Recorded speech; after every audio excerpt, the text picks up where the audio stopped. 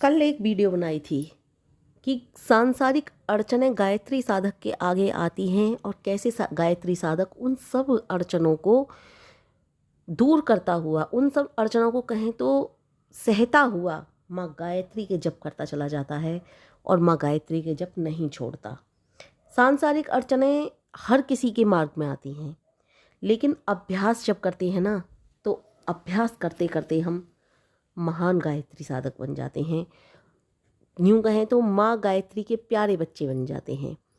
अभ्यास से यह अवस्था उत्पन्न होती है कि प्रभु प्रीतम के सिवा किसी की कामना नहीं रहती, यानी माँ गायत्री के सिवा किसी की कामना नहीं रहती। गायत्री साधक के लिए किसी के लिए कुछ करने की इच्छा नहीं रहती। निरंतर अभ्यास करते रहना है गायत्री जप का। जैसे भी आप करते हो, करते जाओ और याद रखो कि गायत्री माँ अवश्य मिलेंगी, माँ गायत्री अवश्य कृपा करेंगी।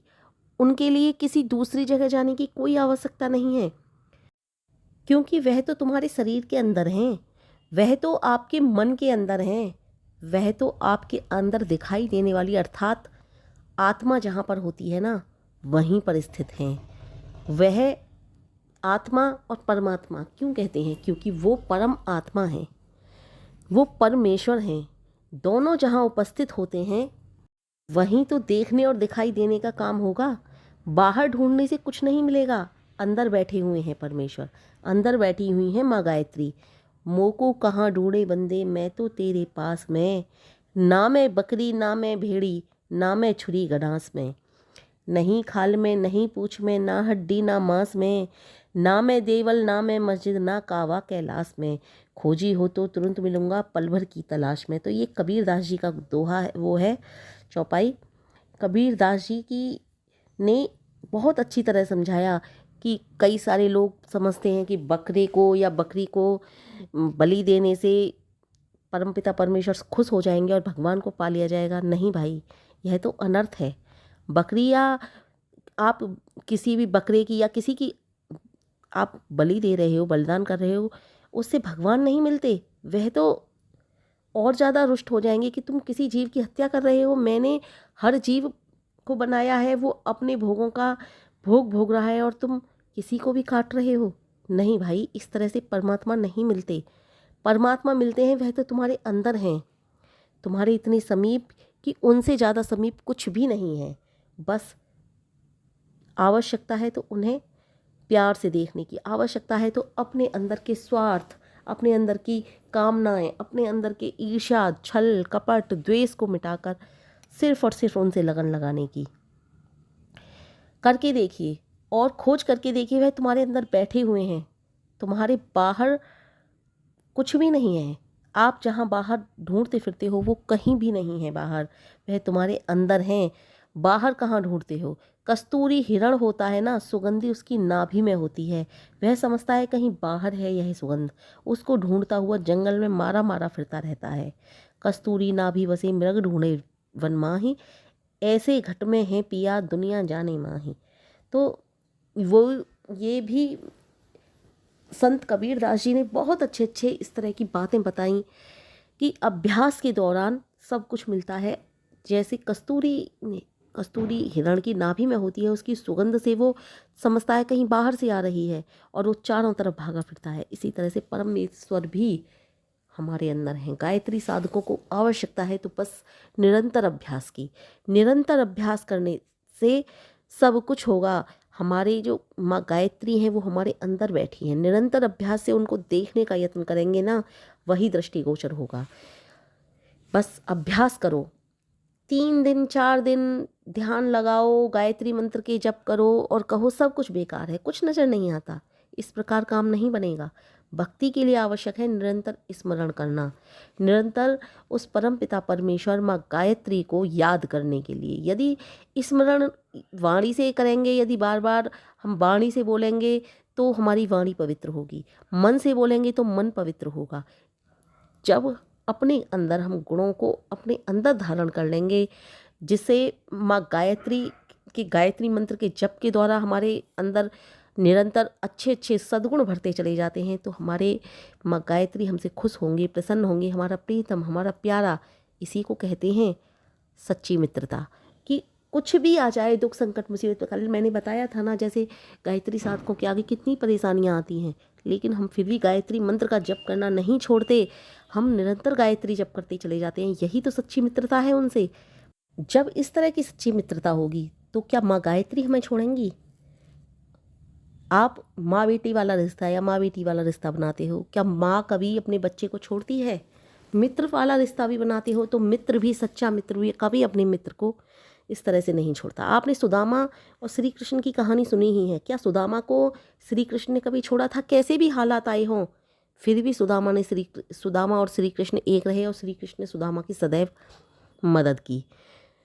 तो जब एक दूसरे हो जाते हैं, आत्मा और परमात्मा एक दूसरे जैसे हैं, एक दूसरे की बिरादरी के हैं। आत्मा भी अजर है, अमर है, अनादि है और सदा रहने वाला है। परमात्मा भी अजर है, अमर है, अनादि है और सदा रहने वाला है।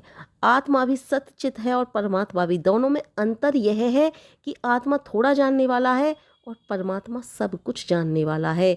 आत्मा ससीम है और परमात्मा असीम है। एक आनंद की खोज में है तो दूसरा आनंद का भंडार है। एक जीवात्मा है तो दूसरा परमात्मा है, परंतु परम होने पर भी वह आत्मा ही है। इसलिए दोनों की मित्रता बहुत आसानी से हो जाती है, परंतु कब होती है? जब परमात्मा के लिए, यानी कि गायत्री साधकों के लिए कहूँ तो माँ गायत्री के लिए प्रेम, अनुराग, श्रद्धा और विश्वास जाग उठे। देखिए, गायत्री माँ और परमात्मा कुछ अलग अलग नहीं है। गायत्री साधकों को मैं बार बार यही बताती हूँ। पुराने साधकों ने तो मेरी बहुत सारी वीडियो देखी हैं, उनमें भी मैं बता चुकी हूँ, गायत्री माँ और परमात्मा कुछ अलग नहीं है, कुछ भिन्न नहीं है, एक ही हैं दोनों।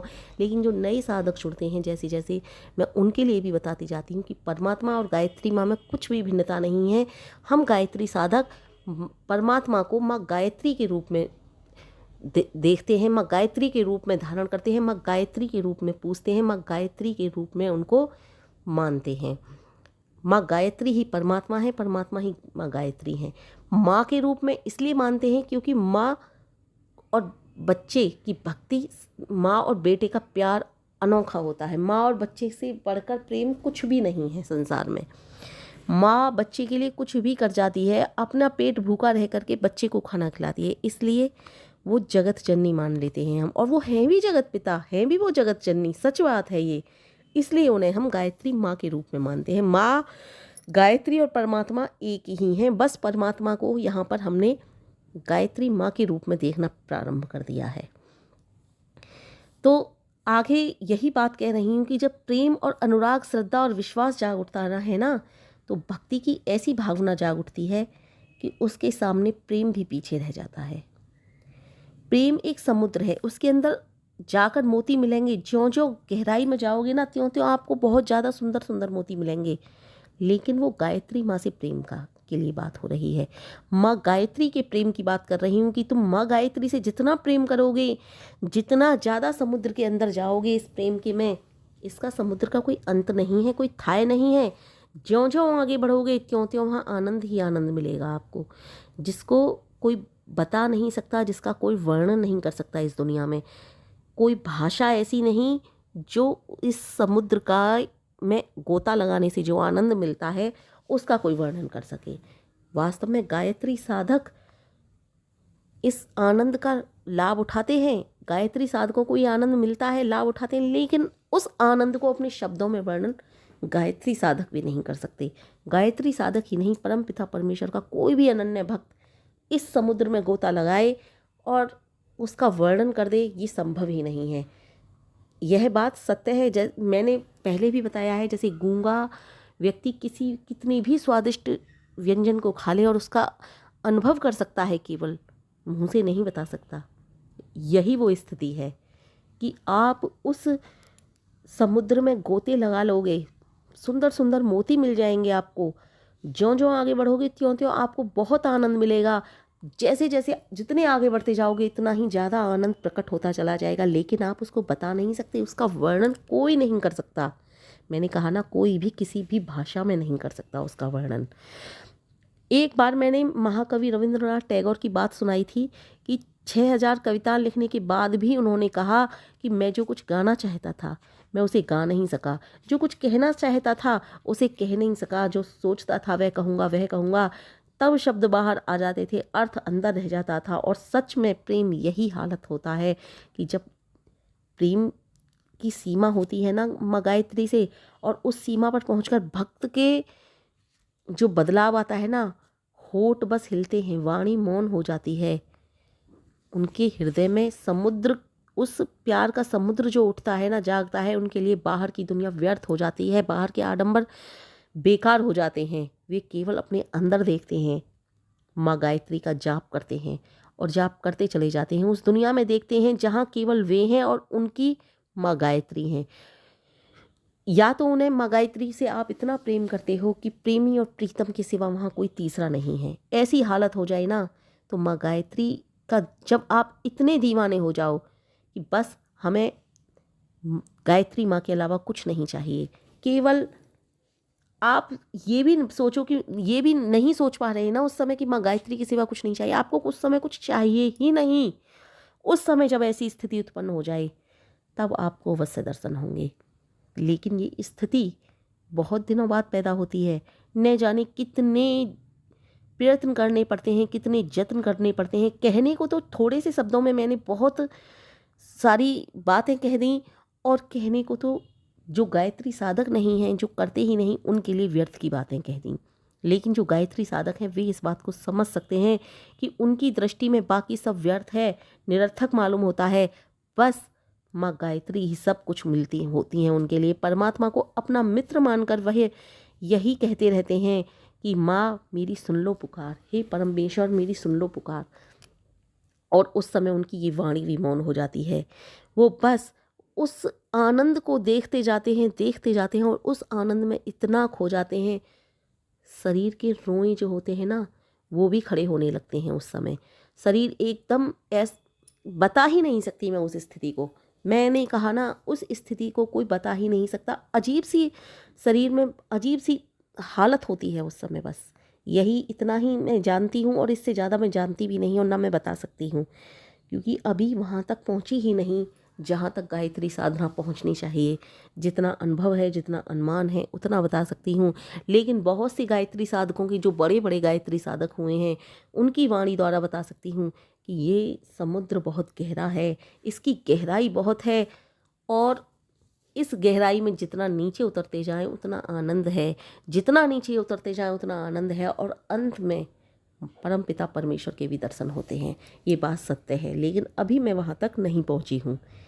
और इस भक्ति को और इस प्यार की दीवानगी को हद तक पहुँचाता है कि कहते हैं ना, जब हद पार हो जाती है तभी किसी भी चीज़ की हद पार होने के बाद कुछ ना कुछ अंजाम तक बात पहुंचती ही है। और ये हद पार जब हो जाती है, गायत्री साधकों के लिए इस हद पार का अंजाम यही होता है कि परमेश्वर भी हमारे प्रेम में दीवाने होने लगते हैं। परमात्मा आज भी हमसे प्रेम करते हैं, माँ गायत्री आज भी हमसे प्रेम करती हैं। लेकिन जब हम गायत्री मंत्र इतने हद पार कर जाते हैं, उनसे बस यही लगन रहती है, बस अब परमेश्वर आ जाओ, और उस समुद्र में इतने गोते लगाते हैं, उस समुद्र की गहराई तक इतने पहुंच जाते हैं, तब माँ गायत्री भी हमारे प्रेम के लिए इतनी ज़्यादा तड़प उठती है दोनों तरफ से, कि दोनों तरफ से जब कहते हैं ना कि एक अथर्ववेद का मंत्र आता है, उन्मादयत मारुत उदंतरिक्षमादय अग्न उन्मादया तमसौ मामुन शौचत। अर्थात ए हवा के झोंको, ए आकाश के विस्तार, ए आग के शोलो, केवल मुझे नहीं, मेरे प्रियतम को, मेरे प्रभु को भी मेरा प्रेमी बना दो, ताकि वह मुझे एक पल भर ना भूल सके, वह मेरे लिए व्याकुल हो, मेरे लिए बेचैन हो। और यही वास्तव में होता भी है। तो जब प्यार का दर्द कच्चा ना रहे, सच्चा हो जाए, पक्का हो जाए, फिर केवल भक्त ही नहीं, भगवान भी भक्त के लिए बेचैन हो जाते हैं। भगवान भी भक्त के लिए ऐसे ही बेचैन होते हैं। साधक और साधिका के दिल में सच्ची लगन हो तो माँ गायत्री भी भक्त के लिए इतनी ही बेचैन हो जाती हैं, अपनी जो उनके लिए कह रहे हैं। परंतु याद रखो, यदि भक्त के प्यार में सच्चाई है, वह प्रभु के लिए, प्रभु के प्यार, प्रभु से प्रेम करते हैं और प्रभु के लिए पागल हो जाते हैं, तो परमात्मा कोई पत्थर थोड़ी हैं। लोहे या पीतल की मूर्ति नहीं है, वह जीती जागती है, अवश्य अनुभव करने वाली शक्ति है वह। वे भी उसे इतना ही प्यार करते हैं जितना गायत्री साधक उनके लिए तड़पता है, और जितना गायत्री साधक उनके लिए तड़पता है वो उससे भी ज़्यादा प्रेम करते हैं।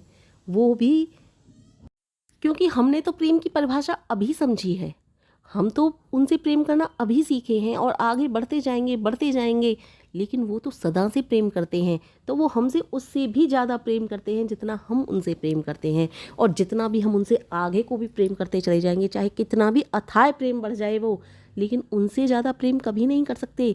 वो एक पत्थर की, लोहे की, सोने की, चांदी की केवल वो मूर्ति नहीं जिन्हें हम देखते रहें, जिन्हें सजावट के लिए रख लें, या फिर जिनकी केवल हम आरती उतारते हैं, केवल वो ऐसी मूर्ति नहीं, वो अनुभव करने वाली शक्ति हैं। वो परमेश्वर ऐसे नहीं है कि वो अनुभव ना करें, उन्हें भी प्यार अच्छा लगता है। वो भी आपके दिल के से जो विचार उठते हैं ना, उन विचारों को समझ सकते हैं, हर भाषा को जानते हैं वो। किसी भी भाषा में माँ गायत्री को पुकारो, किसी भी भाषा में उस परमेश्वर को पुकारो, वे सब कुछ जानते हैं, वे सब कुछ समझते हैं। और आप सोचो कि विचार माँ तक नहीं पहुँचते, विचार ही तो माँ तक पहुँचते हैं। आपके हृदय के जैसे विचार होंगे, जैसी भावनाएं होंगी, माँ भी उसी रूप में आपको उत्तर देती हैं, माँ भी उसी रूप में आपके सामने आती हैं। जैसे हम गायत्री भक्त हैं, माँ गायत्री के मंत्र का जप करते हैं, परमेश्वर को माँ गायत्री नाम से पुकारते हैं।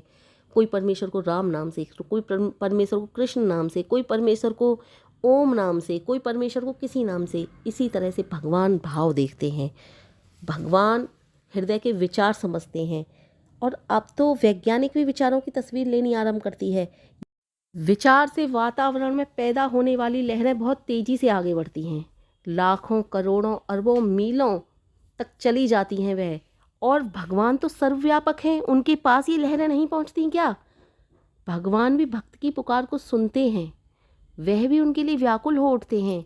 उनकी शक्ति भक्त के लिए प्रेमा भक्ति और इससे भी ऊंचा कर देती है, और भी गहरा कर देती है। परमपिता परमेश्वर कोई, मैंने पहले ही कहा, पत्थर की, सोने की, चांदी की, इस तरह की केवल मूर्ति नहीं है। वो एक अनुभव करने वाली चीज़ है। वो अनुभव करते हैं, वो विचारों को पहचानते हैं। और जब ये प्रेमा भक्ति अपनी चरम सीमा पर पहुंच जाती है और मनुष्य के अंदर एक सौम्यता आ जाती है, उसके अंदर गुण जाग जाते हैं, उसकी वाणी में मधुरता आ जाती है, उसके चेहरे पर तेज आ जाता है, और वह हर समय हंसता रहता है। आपने देखा होगा ना, संतों को हर समय उनके चेहरे पर मुस्कुराहट रहती है, ऐसे ही गायत्री साधक के चेहरे पर भी हर समय मुस्कुराहट रहती है। उसके व्यक्तित्व में सुधार हो जाता है।